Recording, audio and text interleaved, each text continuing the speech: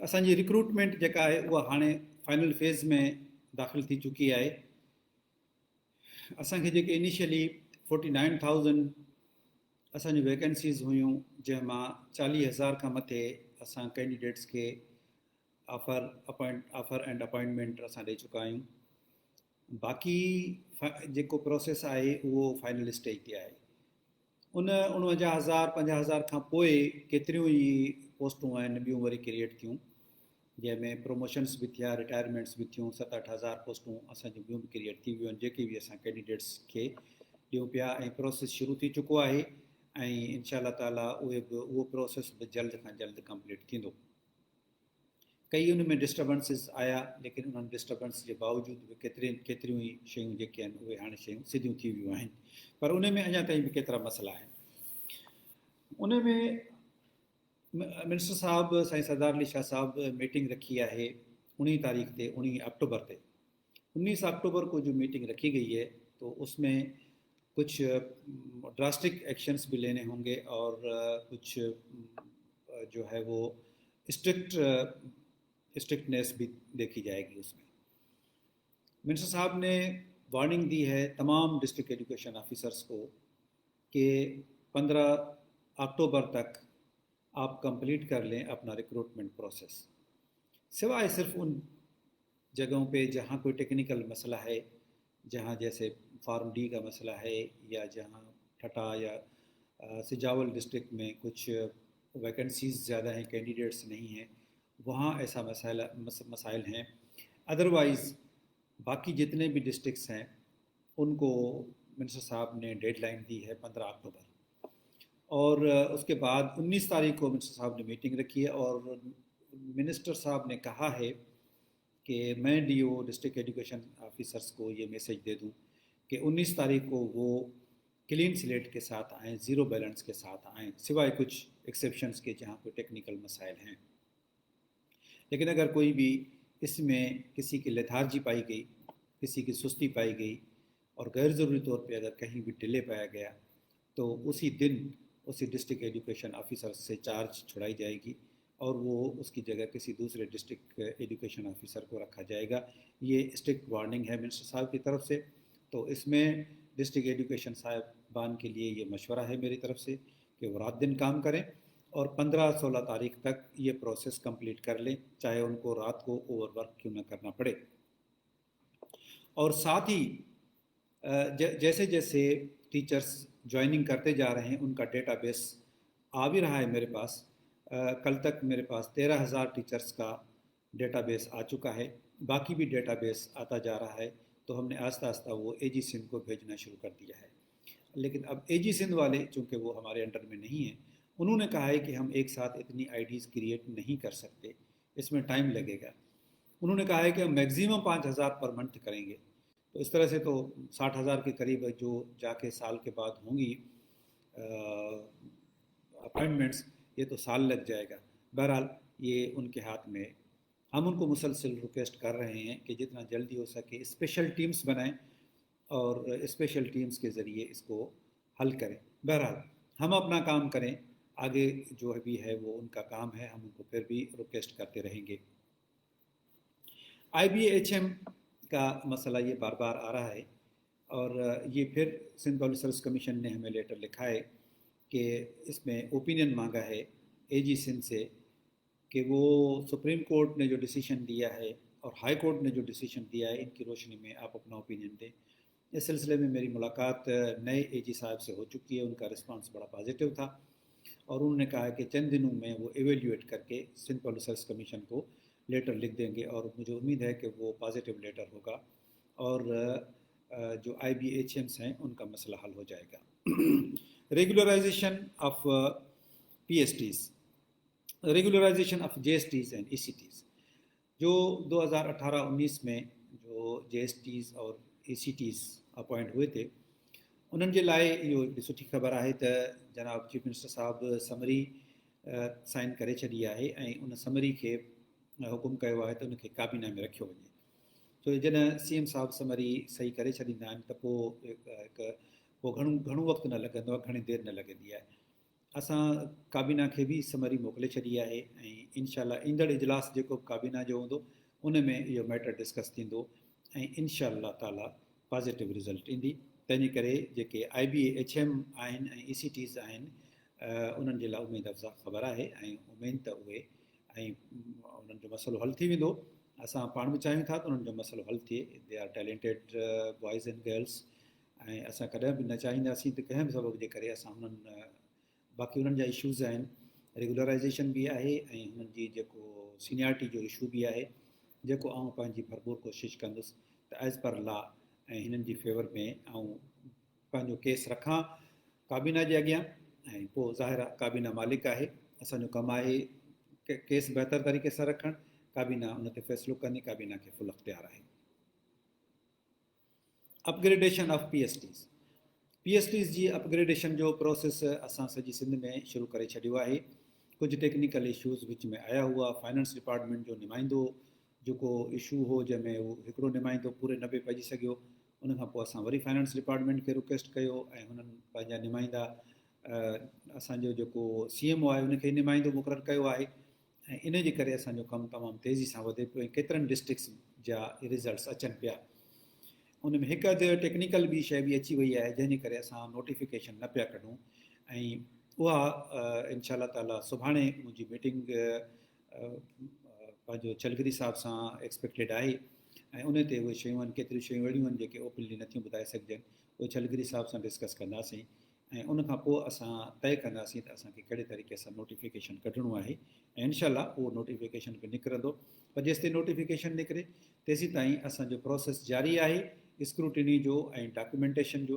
जिन जिन ज़िलनि में डॉक्यूमेंटेशन अञा पूरी न थी आहे उन्हनि जे DOs खे, उन्हनि जे DOs प्राइमरी खे ऐं उन्हनि जे ॿियनि ऑफिसर्स खे ऐं इवन उस्तादनि खे बि गुज़ारिश आहे त उहे पंहिंजी डॉक्यूमेंटेशन पूरी करे ACRs वग़ैरह या नो ड्यूज़ वग़ैरह सर्टिफिकेट्स वग़ैरह का एॾी वॾी ॻाल्हि कान्हे, उहे जल्दी सां कंप्लीट करे जमा कराइनि। जिन जमा करायो आहे त उनजो बि जल्दी इनशा थींदो।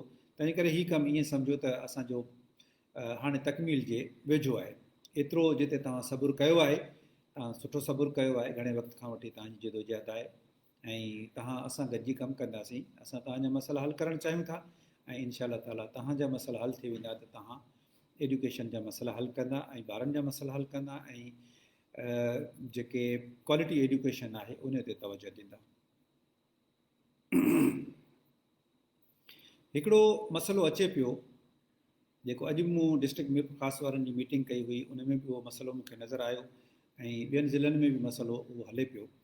उहो इहो आहे त शहरनि में असांखे ॿुधण में आयो आहे त एक्सेसिव पोस्टिंग्स थियनि पियूं ऐं DO साहिबान कनि पिया ऐं रूरल में किथे किथे त ईअं बि ॿुधण में आयो आहे त जेके बंदि पियल स्कूल आहिनि उहे बि न पिया खुलनि ऐं जिते शहर में जिते 5 उस्ताद वेठा आहिनि थिया 5 उते 4-2-3 उस्ताद ॿिया बि ॾेई छा छॾनि ऐं जिते हिकिड़ो उस्ताद वेठो आहे उते हिकिड़ो ॿियो बि उस्ताद नथा ॾियनि या बिल्कुलु उस्ताद ॾियनि ई नथा। ज़ाहिर आहे हर को माण्हू जेको आहे उहो चाहींदो त मूंखे पंहिंजे ॻोठ में नौकिरी मिले, इहो पॉसिबल बि कोन्हे। के शिकायतूं त जाइज़ आहिनि पर घणियूं शिकायतूं नाजाइज़ बि आहिनि। हर को चाहे थो त मूंखे मुंहिंजे ॻोठ में जॉब मिले या मेरे मोहल्ले में मुझे जॉब मिले, ये पॉसिबल नहीं है। हर ॻोठ में कीअं थो जॉब मिली सघे JST खे ऐं PST खे, पॉसिबल कोन्हे। तंहिंजे करे ही जॉब जेको आहे हाणे तहलका बेस्ड आहे, यूनियन काउंसिल बेस्ड न आहे, तहलका बेस्ड आहे। तहलके जे अंदरि अंदरि जेकॾहिं तव्हांखे जॉब मिले थी त तव्हांखे अरहो न थियणु खपे ऐं तव्हांखे वञी उहो जॉइन करणु खपे। लेकिन इहे शिकायतूं आहिनि त उन्हनि उस्तादनि खे फेवरेटिज़म जे बुनियाद ते या कंहिं ॿी कंसिडरेशन जे बुनियाद ते शहरनि में या जिते अॻे ई घणा उस्ताद आहिनि उन्हनि खे उते रखियो वञे थो, ख़ुसूसन छोकिरियुनि खे। छोकिरियूं चवनि थियूं असांजा मसइला आहिनि, असां ॻोठ में कीअं वञूं, त बाबा ही नौकिरी आहे, तहलकी बेस ते नौकिरी आहे, तव्हां लिखी छॾियो आहे, असांखे लिखी ॾिनो आहे त तव्हांखे जिते बि पोस्टिंग मिलंदी तव्हां उते कंदा। जेकॾहिं तव्हांखे पोस्टिंग मिले थी जिते उते नथा कयो ऐं मॉडिफिकेशन जे लाइ कोशिशि कयो था, तव्हांखे यादि करायां त तव्हां असांखे इहो लिखी ॾिनो आहे, उन में हिकिड़ो जेको तव्हां एक्सेप्ट कयो आहे ऑफर खे, उन में हिकिड़ो जुमिलो लिखियलु आहे त even if I try for my transfer I may lose my job. जेकॾहिं मां कोशिशि बि कई ट्रांसफर जी 3 सालनि खां पहिरीं त मुंहिंजी जॉब वञी सघे थी। तव्हां पढ़ियल लिखियल छोकिरा छोकिरियूं आहियो, महिरबानी करे जेको तव्हां लिखी ॾिनो आहे उन ते अमल कयो, न त ॿी सूरत में पोइ असां मजबूर थी वेंदासीं 2-4-10 माण्हुनि जे असां नौकिरी ख़तमु बि कंदासीं त पोइ जेको आहे सो तव्हांजी अखि खुलंदी। त इन करे महिरबानी करे न को मॉडिफिकेशन जी कोशिशि कयो, न को ट्रांसफ़र जी कोशिशि कयो, तव्हां पंहिंजी जॉब तव्हां धोई वेंदा। Form D cut off dates का मसला है, ये ज़्यादातर अर्बन एरियाज़ का मसला है, थोड़ा थोड़ा रूरल का भी है, लेकिन ज़्यादातर अर्बन एरियाज़ का मसला है।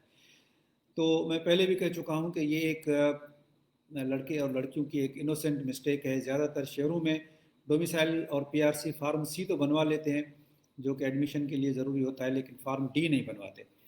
तो उसकी वजह से जब जॉब का इशू आता है तो उनके पास फार्म डी नहीं होता। ये पॉलिसी की रिक्वायरमेंट थी, वो नहीं था आपके पास, तो मजबूरन हमें 1500-2000 या शायद इससे भी ज़्यादा कैंडिडेट्स का जो अपॉइंटमेंट आर्डर है वो विथहेल्ड करके रुकना पड़ा।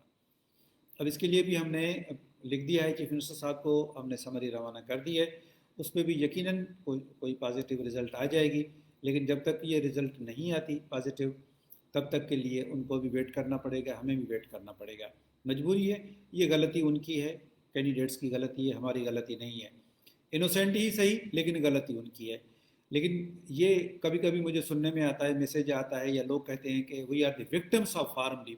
U are not victims, you are victim of your own lethargy. और आपके अपनी जो कम इल्मी थी, अपनी कम इल्मी को देखें, कानून में कहते हैं कि ignorance of law is no excuse. कोई बंदा कोई कानून तोड़ता है और कहता है कि मुझे इस कानून का तो पता ही नहीं था, तो ये कोई एक्सक्यूज़ नहीं है। आपको नौकरी के लिए फॉर्म डी चाहिए था, ये एडवर्टीजमेंट में भी लिखा हुआ था, आपने नहीं बनवाया, वक्त पे नहीं बनवाया, तो ये आपकी गलती है। आपकी गलती को हम सुधारने की कोशिश कर रहे हैं, लेकिन आप ये इंप्रेशन नहीं दें हमें कि आपके साथ कोई ज़्यादती हो रही है। आपने अपने साथ आप खुद ज़्यादती की है, हमने कोई ज़्यादती नहीं की है। वही सूरत हाल डोमिसाइल की भी है। 800 डोमिसाइल्स ऐसे थे जिनके डिजिट्स सिंध के डिजिट्स नहीं थे। हम ये नहीं कहते कि वो सारे के सारे जाली हैं, हम ये भी नहीं कहेंगे कि वो सारे के सारे दुरुस्त हैं। हमने ये डिप्टी कमिश्नर साहिबान को लिखा है कि इन डोमिसाइल्स को वेरीफाई करके दें कि ये डोमिसाइल्स सही हैं या गलत हैं। तो हमें बहुत कम रिस्पांस आया है डिप्टी कमिश्नर साहिबान से। हम बार बार उनको लेटर्स लिख रहे हैं, लेकिन उनका रिस्पांस हमें नहीं मिल रहा। अब हम किसी भी डीसी से रब्ता करते हैं तो वो कहते हैं हम तो बिज़ी हैं इसमें रिलीफ वर्क में। ज़ाहिर है वो बिज़ी भी हैं, इसलिए हम उनको ज़्यादा प्रेशर नहीं कर सकते। लेकिन जब तक उनकी वेरिफिकेशन नहीं होगी तो ज़ाहिर है ये मामला यूं ही रहेगा और ये विथहेल्ड रहेगा। कुछ लोग मुतालबा करते हैं, जो मुतालबात हैं कुछ लोग का जिनका जायज़ मुतालबा होता है, हम उस पर काम भी करते हैं, हम उनसे मुज़ाकरात भी करते हैं और हम उनके मसला हल करने के लिए कोशिश भी करते हैं। लेकिन कुछ मुतालबात जो हैं वो नाजायज़ हैं, वो जायज़ नहीं है। मिसाल जी ॻाल्हि आहे त हिकिड़ो मुतालबो इहो आहे त 40 खां हेठि जेके 33 खां मथे 40 खां हेठि जेके बि आहिनि टोटल सिंध में, उन्हनि खे पास कयो। इहो मुतालबो जाइज़ न आहे। 55 खां 50 खां हेठि 40 ताईं पास थी विया।